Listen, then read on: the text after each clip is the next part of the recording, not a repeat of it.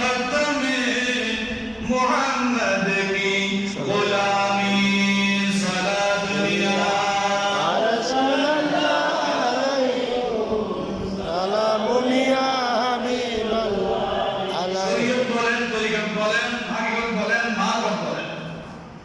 সবগুলো হচ্ছে এমন একটা জিনিস, এটা করতে গিয়ে দেখা যায় একমাত্র দয়াল নবীর অনুসরণ অনুকরণ, নবীর গোলামি ছাড়া কোনো কথা নাই।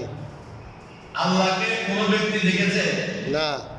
আল্লাহর ইবাদত নামাজ এটাকে আল্লাহ কাউকে বলেছে, কিন্তু কোরআনের মধ্যে আছে। কোথায় আছে? কোরআনে আমার দয়াল নবীর জবান মুবারক দিয়ে এই আয়াতগুলো আল্লাহর কোরআন আমি কি করেছেন বান্দার কাছে প্রচার করেছেন। সুবহানাল্লাহ। আমার নবী সরকারে দো আলম সাল্লাল্লাহু আলাইহি ওয়াসাল্লাম আল্লাহর পক্ষ থেকে আয়াত কারীমা জিবরাইল আলাইহিস সালাতু ওয়াস সালাম নিয়ে এসেছেন। আমার দয়াল নবী প্রত্যেকটা আয়াত কারীমাকে এটা আল্লাহর কুদরতে জবানের কালাম বলেছেন। সুবহানাল্লাহ। একদিন আমার নবী সাহাবায়ে কেরামদেরকে নিয়ে আলাপচারিতার মধ্যে ছিলেন, আলাপ আলোচনা করছেন। হঠাৎ করে আমার নবী খুব রাগান্বিত হয়ে গেলেন, চেহারা মুবারক লাল হয়ে গেল। সাহাবায়ে কেরাম বলল, শোনো শোনো বন্ধুরা, দয়াল নবী যা কিছু বলছেন রাগ অবস্থায় বলছেন, এগুলো তোমরা কেউ লিপিবদ্ধ করিও না।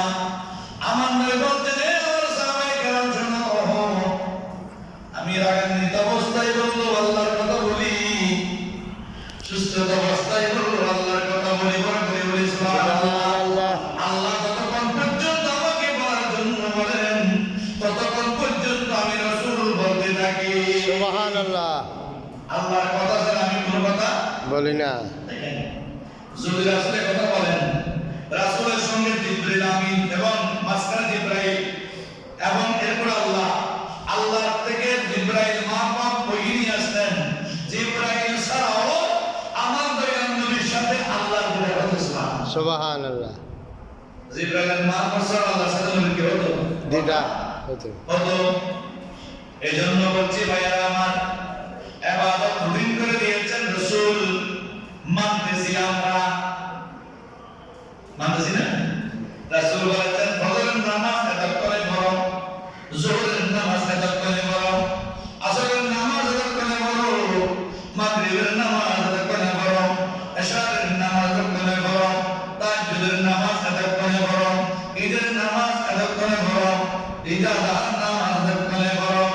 আমার নবী সমস্ত জিন্দেগিটাই আল্লাহর হুকুম জমিনের মধ্যে উম্মতের মাঝে বাস্তবায়ন করে দিয়েছেন। সুবহানাল্লাহ। এজন্য ভাইরা আমার, আল্লাহকে দেখার নাই, আল্লাহকে দেখার স্বাদ পাওয়ার জন্য, আল্লাহর দিদার পাওয়ার জন্য, আল্লাহর নৈকট্যবর্তী হওয়ার জন্য, আল্লাহর নিকট যাওয়ার জন্য সর্বপ্রথম মাধ্যম হচ্ছে আমার দয়াল নবী। বড় করে বলি সুবহানাল্লাহ। এজন্য কোরআনের মধ্যে বলছেন, মাইয়ুতিল্লাহ মাইয়ুতির রাসূলা ফাকাদ আতা আল্লাহ। যে ব্যক্তি আমার দয়াল নবী, আমার মায়ের নবী ইতাআত করলো, আমার নবীকে অনুসরণ করলো, আমার নবীর কথা শুনলো, আমার নবীর কথা মানলো, আমার নবীকে মহব্বত করলো, আমার নবীর অন্তরে লালন করলো, যে ব্যক্তি জীবনটা স্বয়ং সম্পূর্ণ নবীর পিছনে বাস্তবায়ন করলো, সেই নবীর পিছনে জীবনটা বাস্তবায়ন করে নাই, ও আমি রব্বুল ইজ্জতের সাথে জীবনটা সে বাস্তবায়ন করে দিল। সুবহানাল্লাহ। নবীর অনুসরণ আল্লাহর অনুসরণ, নবীর কথা আল্লাহর কথা, নবীর হুকুমটা হচ্ছে রব্বুল আলামিনের হুকুম। এজন্য আমার নবী বলছেন, ও আমার উম্মতেরা, জমিনের মধ্যে আল্লাহর হুকুম বাস্তবায়ন করো। কেন জানি তোমাদের হায়াত মৃত্যুটা আল্লাহর পক্ষ থেকে নির্ধারিত। সূরা মুলুকের মধ্যে আল্লাহ বলছেন, বিসমিল্লাহির রহমানির রহিম, আল্লাযী খালাকাল মাউতা ওয়াল হায়াতা লিয়াবলুয়াকুম আইয়ুকুম আহসানু আমালা।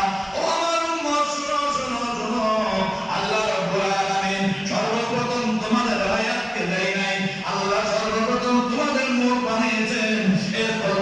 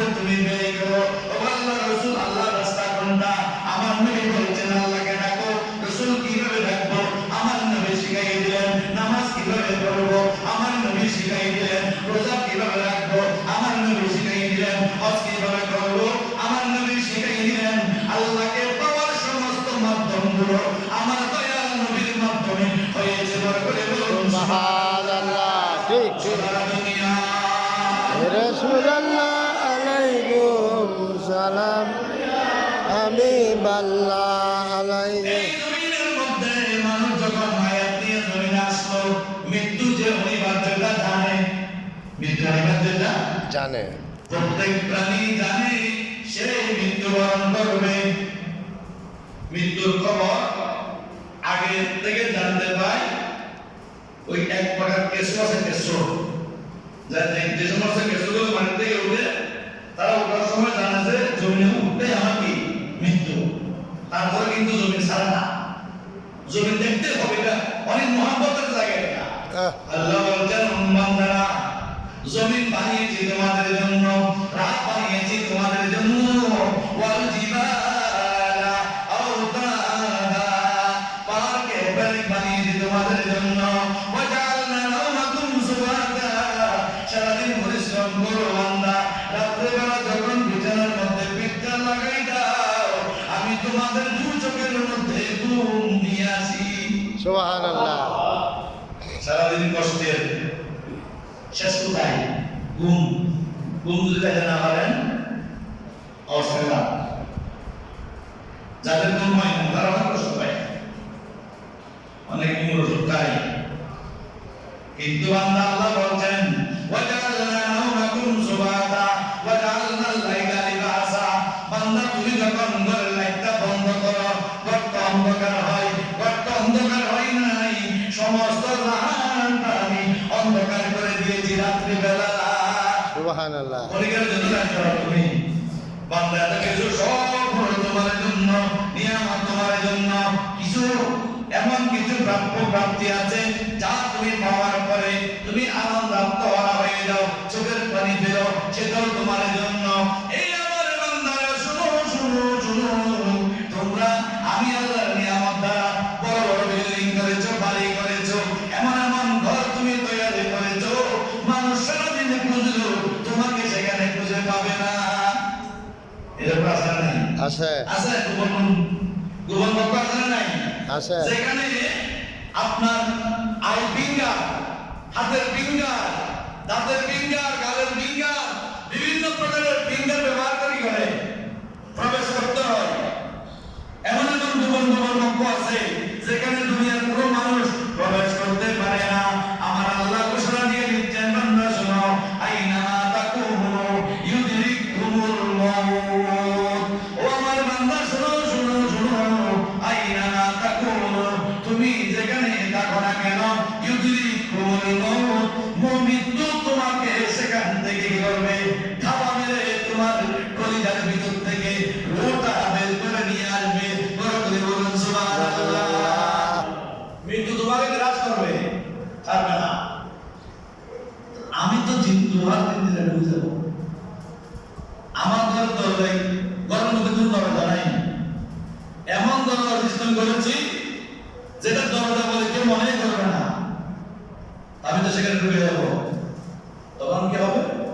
আল্লাহ বলছেন, ওয়ালাউ কুনতুম ফি বুরুজিন মুশাইয়াদা, ও আমার বান্দা, তুমি যদি লোহার জিনজির সুদীর একদম সুদৃঢ় দুর্গ, যেখানে খুব নিরাপদ বেষ্টিত, এমন জায়গায় থাকো, ওই জায়গার মধ্যে আমার